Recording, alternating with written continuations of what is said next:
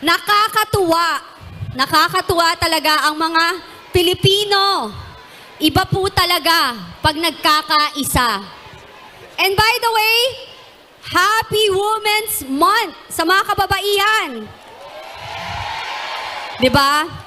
Bilang babae, ate, tiyahin, lola, nanay, kayo po, nandito po kayo, naging OFW, para ho isakripisyo ang inyong sariling buhay para ho sa inyong mga pamilya. Kumusta naman ho kayo dito sa Hong Kong? Masaya, ang sarap ng weather. At ako, every month ho, nandito ako before. 3 years ago, ang pinaka-last na every month nandito ako kasi may mga partners who rin ako dito sa mga negosyo ko. So anyway, ang Pilipino, iba po pag nagkapamilya. Tama po ba? Ang babae, katulad ko, iba rin magmahal, di ba? Sagaran. So ngayon, hindi ho ako malapit kay Pastor Kibuloy. Hindi rin ho ako miyembro ng KOJC. Pero, makulit ho ako eh. Kapag gusto kong makilala yung tao, gusto ko hong ma-meet. Gagawa ako ng paraan para sila ay makilala ko. Very persistent. Alam niyo ho yun? Nung nangyayari yung mga bagay-bagay, sandali, kilala niyo po ba ako kung sino ko? Okay.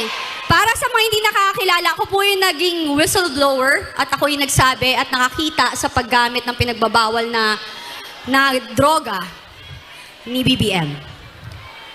Okay? So, anyway, ako nagagalingan ho ako sa mga taga-KOJC. Yung kanilang faith sa Panginoon, yung kanilang forgiving heart. Kasi nung time I'm a born-again Christian. Makasalanan din ho ako noon. Hanggang ngayon, nagkakasala pa rin po tayo. Wala naman hong perfecto, tama? Huwag lang ganid at magnanakaw. Yon, di ba? Yung nangyari sa akin, katulad ninyo, nagtiwala rin kayo. At as OFW, tayo ay umaasa, kayo ay umaasa upang magkaroon ng pagbabago sa ating bansa at para kayo po ay makabalik sa Pilipinas kasama ng inyong mga pamilya. Nung nangyari ang KOJC siege, iba ho ang nakita ko. Ibang level na pang-aabuso ang nakita ko sa ginawa, sa walang kamalay-malay, tahimik at hindi violente na mga tao na namumuhay sa loob ng compound ng KOJC.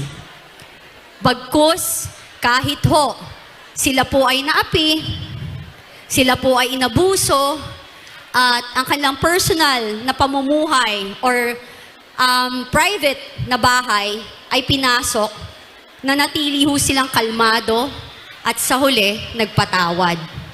Iyan din ho ang isang dahilan kung bakit nakita ko na hindi totoo ang sinasabi nilang pangit na ginawa ni Pastor Kibuloy. Because nakita ko doon kung gaano kabuti ang mga tao sa KOJC. Diba? Iba yun kasi diba, magre-reflect kung paano si Pastor bilang tao at leader, magre-reflect yun sa mga tao sa loob ng KOJC. Nakita nyo, mapagpatawad, kalmado, at sa huli, nagmahal. Diba? Alam mo, meron kasi akong bakit hindi rin ako mapanghusga basta? Ang dami nagsasabi, si Pastor Kibuloy ay isang masamang tao. Ang dami niyang ginawang pangit.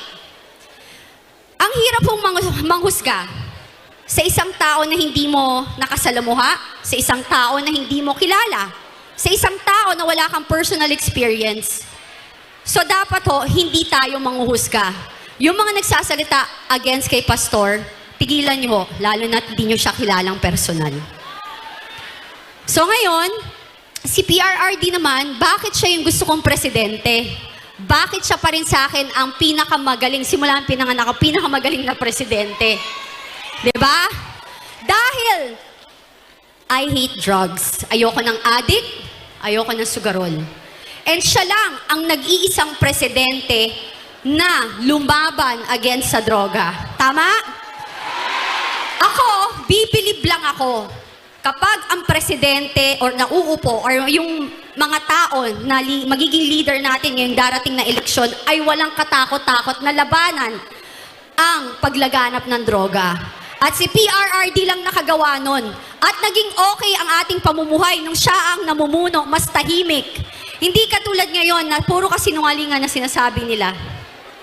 Na, sabi nila, peaceful? Anong peaceful? Nagugutom nga tayo. Tama? So, ngayon sa darating na eleksyon, suportahan ho natin kung sino ang kanyang sinusuportahan. Magandang hapon po. God bless.